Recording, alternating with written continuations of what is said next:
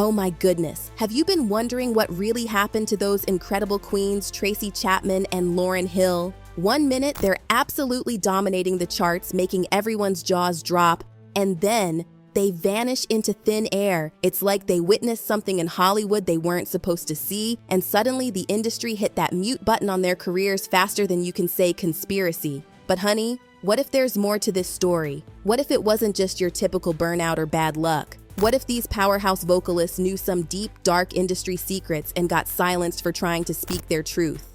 Get comfortable, because we're about to dive into some seriously juicy tea that's going to make you look at your playlist in a whole new light. Picture this. Tracy Chapman, this incredible talent, started her journey playing guitar on Cambridge streets in Massachusetts. Can you believe this future Grammy winner was actually busking for change? But destiny had other plans when this big shot music executive spotted her raw talent at a coffee shop, and before you know it, she's signing that life-changing record deal. But oh darling, if you think this was her happily ever after, think again.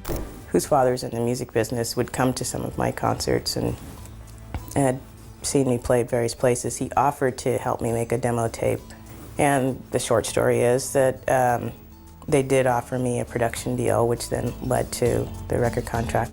It seemed like overnight that Tracy Chapman went from singing on the streets of Harvard Square to winning 3 Grammy Awards in 1989. Her debut album sold more than 10 million copies.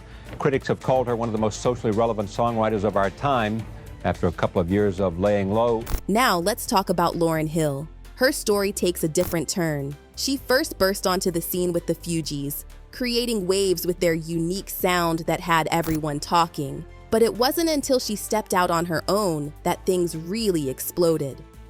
The miseducation of Lauryn Hill hit the industry like a sonic boom, and suddenly everyone was obsessed with this fierce, talented woman who could sing, rap, and write like she was born doing it all. It was like a complete blessing that there were people, not only in New York, Manhattan, Brooklyn, the Bronx, New Jersey, who appreciated our music, but people out here in Amsterdam, people in New Zealand and Australia and Africa were buying records from the Fugees. These incredible women were absolutely on fire, breaking records left and right and stealing hearts worldwide. Tracy's Fast Car and Lauryn's doo-wop, That Thing, skyrocketed them to a whole new level of stardom. But beneath those million-dollar smiles and chart-topping hits, something sinister was brewing. Tracy was feeling intense pressure to change her authentic image into something more marketable. And Lauryn?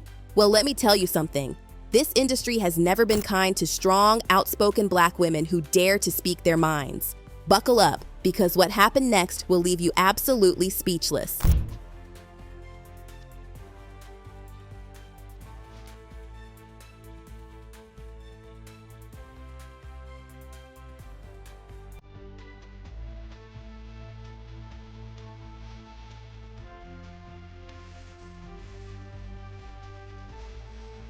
Now hold everything. You thought Tracy Chapman and Lauryn Hill were living their best lives in the spotlight?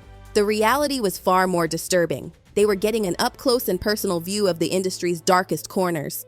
We're talking about intense pressure to completely reinvent themselves, vicious rumors spreading like wildfire, and some seriously questionable characters pulling strings behind the scenes. And when our queens started asking the wrong questions, that's when things got messy. And I mean messy.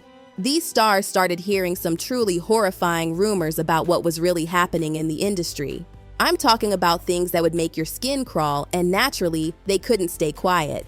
But as you can imagine, those top music executives weren't exactly thrilled about their curiosity. Suddenly, Tracy and Lauryn were getting side-eye from the very same people who used to worship the ground they walked on.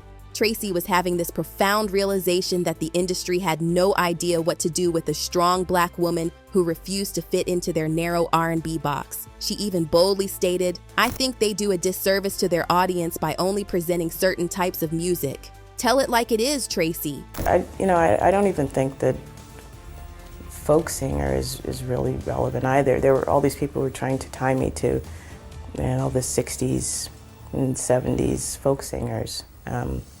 And I like a lot of that music. But darlings, things took an absolutely wild turn